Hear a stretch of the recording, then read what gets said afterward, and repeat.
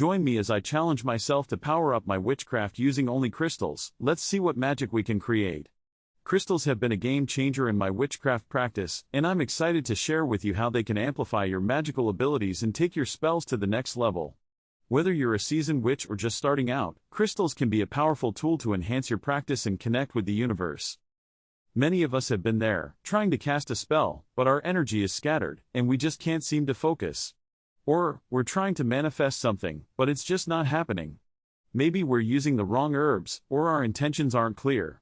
Whatever the reason, it can be frustrating and disheartening. We've all been there, struggling to get our magic to work.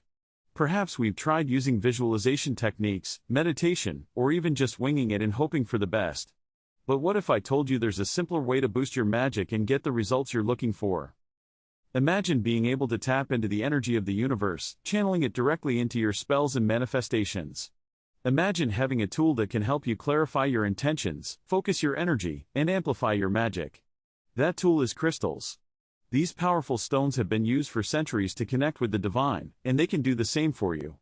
By incorporating crystals into your witchcraft practice, you can overcome common challenges like scattered energy, unclear intentions, and stagnant magic. One of the most common mistakes witches make when using crystals is not choosing the right one for their specific intention. For example, if you're trying to attract abundance, you wouldn't want to use a crystal that's known for purging and cleansing. You'd want to use a crystal that's aligned with your intention, like citrine or pyrite. Another mistake is not properly cleansing and charging your crystals.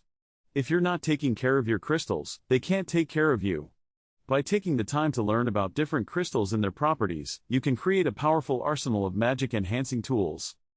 Let's talk about some of my favorite crystals for witchcraft.